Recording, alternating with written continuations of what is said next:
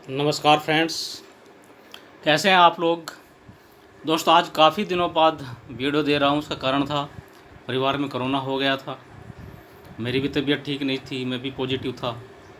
और फ्रेंड्स, अभी अभी कुछ खास मटेरियल मिल नहीं रहा है, तो सोचा चलो एक 100 क्वेश्चंस आप लोगों को दे देते हैं। और आशा करता हूँ कि ये वीडियो आप लास्ट तक देखिएगा। बहुत ही अच्छे क्वेश्चंस हैं इस वीडियो में भी। अगर आपने मेरा चैनल सब्सक्राइब नहीं किया और आप नए यूज़र हैं तो बेल आइकन ज़रूर प्रेस करें, ताकि नोटिफिकेशन आपको सही समय पर मिलता रहे। और फ्रेंड्स, शुरुआत करते हैं। क्वेश्चन नंबर 1 है, भारत में BNB भारत की राष्ट्रीय ग्रंथ सूची का पिता किसको कहा जाता है। तो ये BS केशवन सर को कहा जाता है। Library science with the slant to documentation 1964 पत्रिका का वर्तमान नाम क्या है। तो इसका नाम है SRELS, journal of science information management. Next question है, ट्रेंड रिपोर्ट किस प्रकार के सूचना का सेवा उत्पाद है। तो दोस्तों, इसमें मूल्यांकन प्रकार के सूचना सेवा उत्पाद होते हैं। नेक्स्ट क्वेश्चन है हमारा, रिसोर्स शेयरिंग का पुराना नाम क्या है। तो पुस्तकालय सहयोग या लाइब्रेरी कोऑपरेशन ही रिसोर्स शेयरिंग या पुस्तकालय संसाधन सहभागिता के नाम से जाना जाता है। नेक्स्ट है, इनमें से किन पुस्तकालय व्यवसायी को पद्मश्री नहीं मिला है। तो PSG कुमार को पद्मश्री नहीं मिला है। किसको मिला, PN कोला को, BS केशवन और S बसरुद्दीन साहब को मिला है। नेक्स्ट क्वेश्चन है, साझा कैटलॉग एक उदाहरण है। तो दोस्तों, रिसोर्स शेयरिंग साझा कैटलॉग का ही एक प्रकार है। इंसाइक्लोपीडिया अमेरिकाना का अंतिम मुद्रित संस्करण कितने खंडों में प्रकाशित हुआ था। तो ये 30 खंडों में हुआ था। नेक्स्ट क्वेश्चन करते हैं, inter library resource centre Bharat में कहाँ स्थित है। तो ये JNU दिल्ली में स्थित है। नेक्स्ट क्वेश्चन है, वह व्यक्ति जिसने पहली बार भारत में पुस्तकालय विकास के लिए काम करना शुरू किया। तो वह सयाजीराव गायकवाड़ थर्ड थे। नेक्स्ट क्वेश्चन है, FID की स्थापना किसके द्वारा की गई थी। तो दोस्तों, FID की जो स्थापना थी वह पॉल आउटलेट और हेनला फोंटेन के द्वारा की गई थी। नेक्स्ट क्वेश्चन है, ACR2 में साझा जिम्मेदारी के कार्य में मुख्य प्रविष्टि किसके तहत तैयार की जाएगी। तो शीर्षक के तहत तैयार की जाएगी, टाइटल एंट्री। भारत में पुस्तकालय आंदोलन किस वर्ष शुरू किया गया था। तो ये 1910 में किया गया था। स्टॉक एक्सचेंज इनमें से किसका हिस्सा है। रिसोर्स शेयरिंग का हिस्सा। राजस्थान में किन शहर में मंडल पुस्तकालय नहीं है। तो सीकर में मंडल पुस्तकालय नहीं है। लाइब्रेरी टेक्नोलॉजी रिपोर्ट्स का प्रकाशन है, यह ALA का प्रकाशन है। इनमें से किस तकनीक ने लाइब्रेरी नेटवर्क को बहुसंगत बना दिया है। तो यह इंफॉर्मेशन टेक्नोलॉजी। FID के नाम से किस वर्ष इंफॉर्मेशन शब्द जोड़कर international federation of information documentation कर दिया गया। तो यह 1988 में किया गया था। लाइब्रेरी एक्ट के बिना इसमें से क्या संभव नहीं है। तो सार्वजनिक पुस्तकालयों का समुचित विकास संभव नहीं है। किसक क्षेत्र में संसाधन सहभागी करना संभव नहीं है। तो यह पाठक अर्थात रीडर्स की संसाधन सहभागिता नहीं कर सकते हम। रीडर जहाँ चाहेगा वहाँ रीडिंग करेगा। पुस्तकालयों के बीच दस्तावेजों का आदान प्रदान क्या कहा जाता है। रिसोर्स शेयरिंग कहा जाता है। आज़ादी से पूर्व भारत में पहला सार्वजनिक पुस्तकालय अधिनियम कहाँ पारित किया गया था। तो कोल्हापुर में।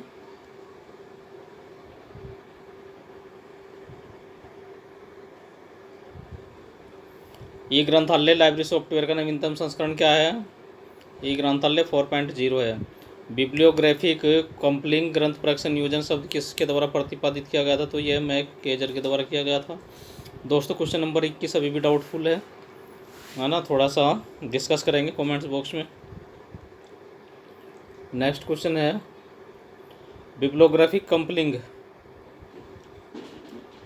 ग्रंथ परीक्षण नियोजन शब्द किसने प्रतिपादित किया था। तो यह है MM केजर ने किया था 1963 में। लाल समिति मुख्य रूप से क्यों स्थापित हुई थी। तो दोस्तों, यह एमलिप साइंस कोर्स के लिए स्थापित की गई थी।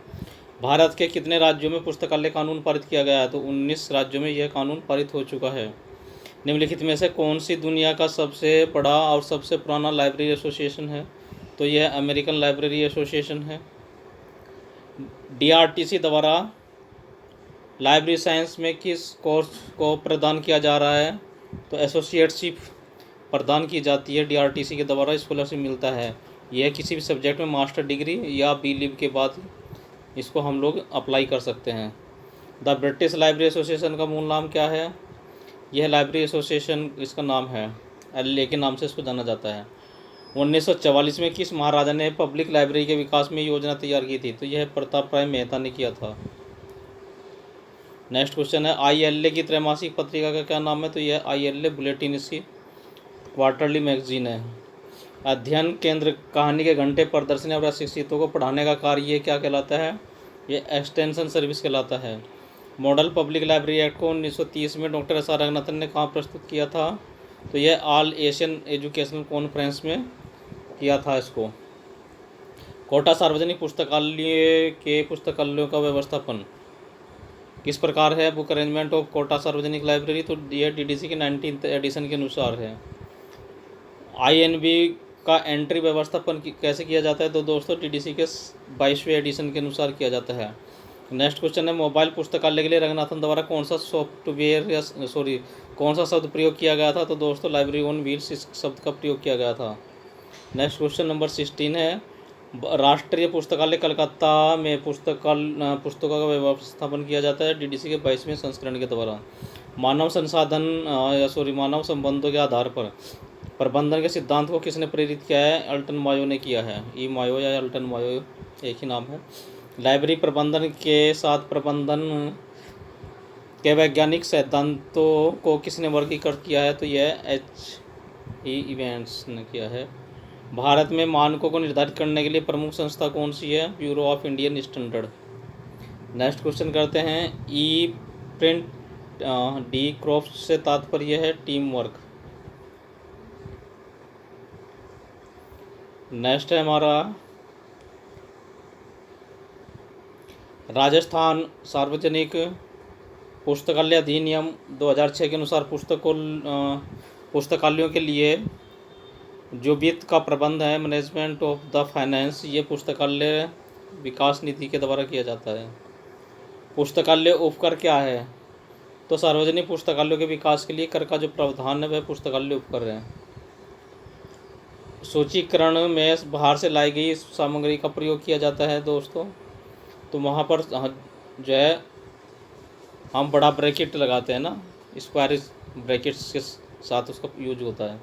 राजस्थान में पंचायत पुस्तकालयों का संचालन किया जाता है विद्यालय भवन में। यदि प्रबंधन संगठन की भावना है तो पुस्तकालय संगठन क्या है? तो यह हेड है। इनमें से कौन सा आवधिक प्रकाशन की विशेषता नहीं है? तो इसके लिए ISBN का प्रयोग। नेक्स्ट क्वेश्चन है, निम्नलिखित में से कौन सा जोड़े किताबों के प्रकार के बारे में सही नहीं है? तो सिंगल और रेफरेंस बुक, यह जोड़ा हमारा सही नहीं है। पुस्तकालय भवन के लिए टीम की योजना में कौन कौन शामिल होता है? तो लाइब्रेरी अथॉरिटी, लाइब्रेरियन और आर्किटेक्ट, ये सभी उसमें शामिल होते हैं। ऑप्शन डी सही है। दस्तावेजों का अधिग्रहण कार्य में क्या शामिल होता है? तो दोस्तों सिलेक्शन, प्रोसीजर और एक्सेसनिंग होती है। नेक्स्ट क्वेश्चन है, मानक और विनिर्देशन, स्टैंडर्ड एंड स्पेसिफिकेशन द्वारा तैयार किया या एकत्रित किया जाता है इंडस्ट्रियल फील्ड के द्वारा इसको तैयार किया जाता है। नेक्स्ट क्वेश्चन है, 3 कार्ड सिस्टम मुख्य रूप से पुस्तकालयों में उपयोग किया जाता है? तो दोस्तों ये हमारा प्रयोग किया जाता है, बताइए कहाँ पर? आप लोग कमेंट्स करके बता सकते हैं। सीरियल सेक्शन में जो मैगजीन्स और जर्नल्स आते हैं उनकी एंट्री के लिए, उनके रिकॉर्ड मेंटेन रखने के लिए तैयार किया जाता है, इसका प्रयोग होता है।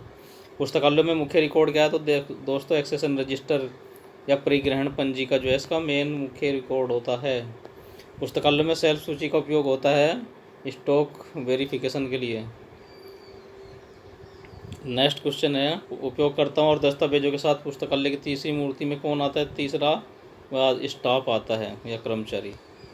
नेक्स्ट क्वेश्चन है, दस्तावेज और उपयोगकर्ताओं का संपर्क कौन स्थापित करने वाली सेवा है? यह रेफरेंस सर्विस है। एक प्रक्रिया जिसमें संगठन के लिए काम करने के लिए निश्चित पदों पर योग्य व्यक्तियों को नियोजित करना है, क्या कहलाता है? रिक्रूटमेंट कहलाता है। कॉस्ट बेनिफिट एनालिसिस से क्या जो है तात्पर्य है? तो दोस्तों इसका मतलब है हमारा performance evaluation base on benefit relation to input. Next question है, सार्वजनिक पुस्तकालयों के लिए आय का मुख्य स्रोत क्या है? लाइब्रेरी सेस, है ना, पुस्तकालय कर।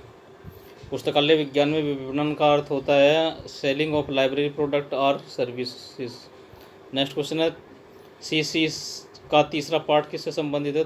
कॉलर क्लासिफिकेशन का तीसरा पार्ट धार्मिक ग्रंथों से संबंधित होता है। नेक्स्ट क्वेश्चन है, पुस्तकालय में किसी संस्थान का दिल है, यह कथन किसके अनुसार है? तो डॉक्टर एस.आर. राधाकृष्णन के अनुसार है। शब्द पुस्तकालय शब्द किस शब्द से बना है? तो दोस्तों ये लाइब्रेरी शब्द से बना है। नेक्स्ट क्वेश्चन है, राष्ट्रीय पुस्तकालय सप्ताह का आयोजन भारत में कब किसने प्रारंभ किया था? तो 1968 में किया था। The library of प्यूपिल of the प्यूपिल by the प्यूपिल, ये कौन सी लाइब्रेरी कहलाती है? यह है हमारी पब्लिक लाइब्रेरी या सार्वजनिक ग्रंथालय कहलाता है। पुस्तकालयों का सही वर्गीकरण किस प्रकार का है? तो पब्लिक लाइब्रेरी, एकेडमिक लाइब्रेरी और स्पेशल लाइब्रेरी, 3 प्रकार की लाइब्रेरी होती हैं। सार्वजनिक पुस्तकालयों में निम्नलिखित में से कौन सा किसका उपहार है? तो दोस्तों डेमोक्रेसी का उपहार है हमारे पब्लिक लाइब्रेरी या सार्वजनिक पुस्तकालय, हमारे प्रजातंत्र, ये एक प्रजातांत्रिक संस्था है। अनौपचारिक आत्म शिक्षा किस तरह पुस्तकालय में संभव है? तो दोस्तों लाइब्रेरी, पब्लिक लाइब्रेरीज में संभव है। इंपीरियल लाइब्रेरी का पहला लाइब्रेरियन कौन था? मैकफर्लेन इसके फर्स्ट लाइब्रेरियन थे। भारत के संविधान में कौन सा खंड राष्ट्रीय पुस्तकालय की स्थापना से संबंधित है? तो यह 62 या 62 है। किस अधिनियम के तहत भारतीय राष्ट्रीय पुस्तकालय प्राप्त करता है? तो दोस्तों यह डिलीवरी ऑफ बुक्स एक्ट 1954 के अनुसार प्राप्त करता है। कौन सा राष्ट्रीय पुस्तकालय का कार्य नहीं है? तो दोस्तों पुस्तकालय अधिनियम का निर्माण करना राष्ट्रीय पुस्तकालय का कार्य नहीं है। नेक्स्ट क्वेश्चन है, निम्नलिखित में से कौन सा भारत में विज्ञान और प्रौद्योगिकी के दस्तावेजों के अनुवाद की सेवा प्रदान करता है? तो फ्रेंड्स ये हमारा इंसडॉग नई दिल्ली, जिसको अपने स्केयर के नाम से जाना जाता है। नेक्स्ट क्वेश्चन है, भारत संयुक्त राज्य अमेरिका के राष्ट्रीय पुस्तकालय का नाम क्या है? तो अमेरिका की जो नेशनल लाइब्रेरी है उसको हम लाइब्रेरी ऑफ कांग्रेस के नाम से जाना या जानते हैं। जनता के लिए भारत में राष्ट्रीय पुस्तकालय किसके द्वारा खोल दिया गया था? तो दोस्तों यह है मौलाना अबुल कलाम आज़ाद जी के द्वारा खोला गया था।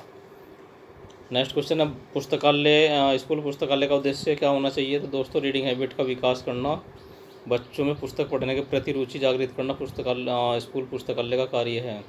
अकादमिक पुस्तकालयों में आमतौर पर पुस्तकालय समितियों का सचिव कौन होता है? संस्था का प्रमुख सचिव होता है।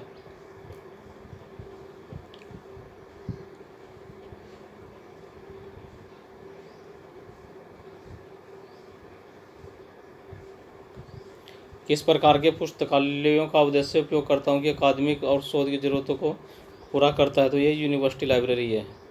सार्वजनिक पुस्तकालयों का उद्देश्य क्या होता है?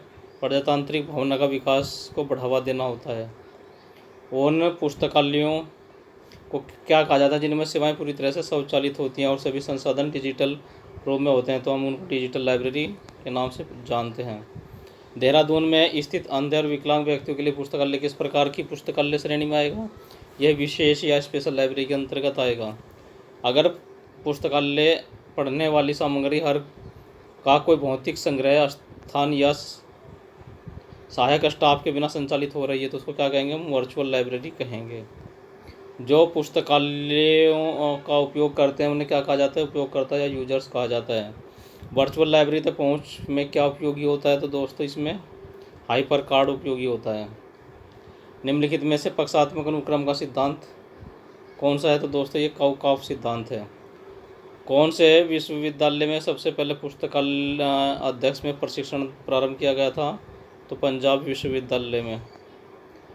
निम्नलिखित में से कौन से विभाग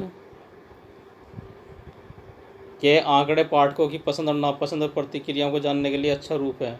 परिसंचरण अनुभाग के, अर्थात circulation section. Of Q paper क्या होता है? तो दोस्तों यह नॉन ट्रांसपेरेंट पेपर होता है। नेक्स्ट क्वेश्चन, उपयोगकर्ता का अध्ययन क्या होता है? Study for need of the users. किस प्रकार के पुस्तकालय में एक कस्बा बहुत उपयोगी होता है? पेटेंट किस प्रकार की लाइब्रेरी के लिए जरूरी है? यह सार्वजनिक पब्लिक लाइब्रेरी के लिए जरूरी है।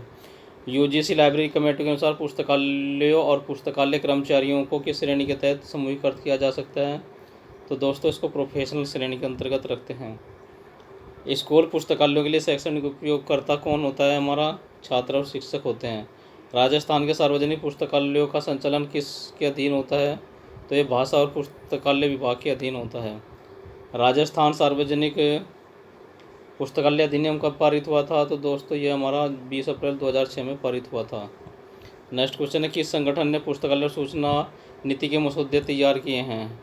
तो दोस्तों ये जो मसौदा है यह राजा राम मोहन राय लाइब्रेरी फाउंडेशन ने तैयार किया है। सेंट्रल सेक्रेटेरिएट लाइब्रेरी कहाँ स्थित है? तो यह नई दिल्ली में स्थित है। विस्तार सेवाओं का आयोजन करके पुस्तकालय विज्ञान के कौन से सूत्र को संतुष्ट किया जा सकता है? तो तृतीय सूत्र को संतुष्ट किया जा सकता है। केंद्रीय सार्वजनिक पुस्तकालय भारत कब पारित हुआ था? तो अभी तक नहीं, डाउटफुल क्वेश्चन है, डिस्कस करते हैं कमेंट्स बॉक्स में। नेक्स्ट क्वेश्चन है, राजस्थान केंद्रीय सार्वजनिक पुस्तकालय का नाम क्या है? राधाकृष्णन राज्य केंद्रीय पुस्तकालय इसका नाम है। ILA के संस्थापक सचिव कौन थे? दोस्तों इंडियन लाइब्रेरी एसोसिएशन के वो थे के मसूदुल्ला। और लास्ट क्वेश्चन है, भारत अंतर्राष्ट्रीय स्तर पर भारत लाइब्रेरी एसोसिएशन कौन सा है? तो इफला और कोमला दोनों अंतर्राष्ट्रीय स्तर की लाइब्रेरी एसोसिएशन है। तो फ्रेंड्स कमेंट्स करके बताइए क्वेश्चन कैसे लगे। और दोस्तों अगर आपने चैनल सब्सक्राइब नहीं किया है तो बेल आइकन को ज़रूर प्रेस करें ताकि नोटिफिकेशन आपको मिलते रहे। अधिक से अधिक लाइक शेयर करते रहिए। और फ्रेंड्स कई दोस्तों का फ़ोन आया था कि सर आप साइड बिजनेस भी करते हैं ना, तो फ्रेंड्स कमेंट्स करके आप पूछ सकते हैं। नीचे कमेंट्स बॉक्स में कमेंट्स करेंगे उसका रिप्लाई मिल जाएगा। और मेरे जो है पर्सनल नंबर पर भी आप जो है यूज कर उसको क्वेश्चन